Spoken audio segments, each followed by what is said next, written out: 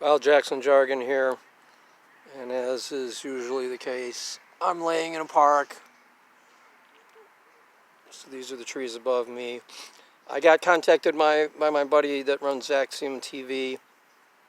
He had sent me a document to read and wondered how I was going on it. Hadn't seen a video response in a while, and I am still going through it. Because it's a PDF, I have to read it on my phone, which is a very small screen, and it's kind of self-limiting. But there's a wealth of information in the document. I like a great deal of what I've read. I also just finished a book by, I believe the author's name is Jim Holt, and it's something about why is there something rather than nothing, why does the world exist. I'll find the title and put it in the comments or in the description when I post this to YouTube. And I just finished it, which is an interesting juxtaposition to, or counter point of view, whatever, to that laid out by in the Axiom document. The gist of what I got, Jim Holt's book is about a journey exploring the question, why is there something rather than nothing? And the guy has a background in philosophy, so he covers sort of what some of the classical philosophers have thought about it. Then he also looks for and interviews living modern-day philosophers, mathematicians, physicists, and combinations of the two to see if they have an answer to the question. And the end result is, whether they do or they don't, nobody really has the answer to why the world exists, what it means if there was a Big Bang. Did it all come out of nothing? Did it come out of a fluctuation in the quantum foam or the quantum nothingness? And some of what you run into is just terminology. They use this word nothing and nothingness and a null universe to represent greatly different ideas than what the words mean in simple English. Unfortunately, it sometimes becomes a stumbling block or just a semantic game of sorts in how they deal with the question of something arising out of nothing. Physicists talk about, well, the nothing that was then isn't nothing like we think of in simple English. It still had a structure. It still had quantum something there that allowed particles to come out of seeming nothing. And it's all rather interesting, but in the end, it doesn't really facilitate what I'm trying to do, which is I'm coming at this from a point of view of I have certain beliefs and ideas and notions and a background in computer programming. And I look at all this as potentially a game of sorts, but at the very least a simulation, as you would do in computer programming. In a simulation, I mean, we're able to simulate all sorts of behavior.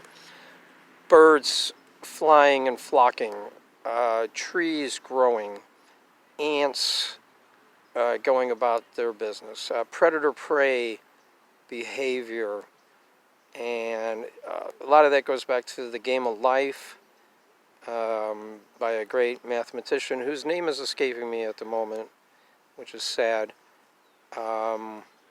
Anyways, the game of life was one of the first simulations to simulate lifelike behavior, or at least a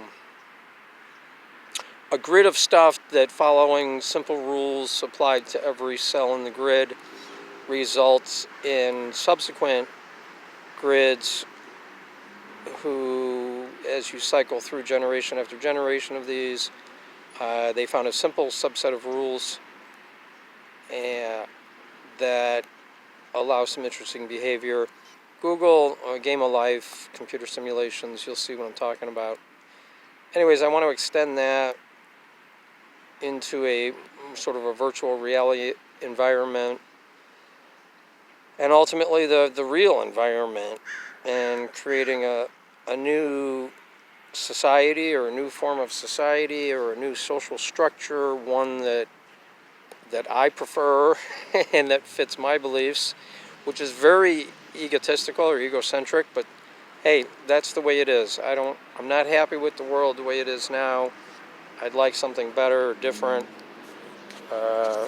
more accommodating to me and people like me.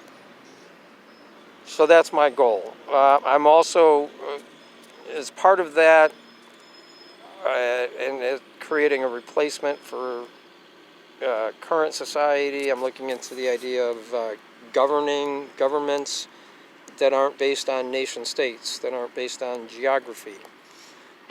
I'm also looking into currencies and alternate currencies.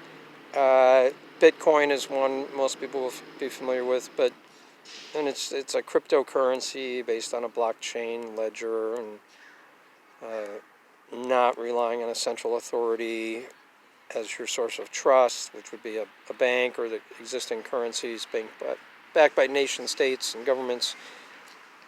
And that gets you into the history of currency, and then where we can go in the future, and tokens and all sorts of stuff. And that's led me to George Soros, a very wealthy investor, speculator, and philanthropist. And George Soros is a big proponent of what he calls an open society. Not something he invented, but something he's worked a lot on. And I've just started looking into that as an example of what one person's trying to do, at least. George Soros has invested a great deal of his own money, in the billions, into a variety of foundations to promote open society within less open nation states. And that's about the extent of what I know about it at this point.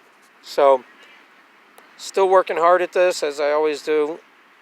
That's an update of sorts, and I hope you like the trees. It's been warm out here, so I'm going to wrap this up and head to the library and do some more research on George Soros and so forth.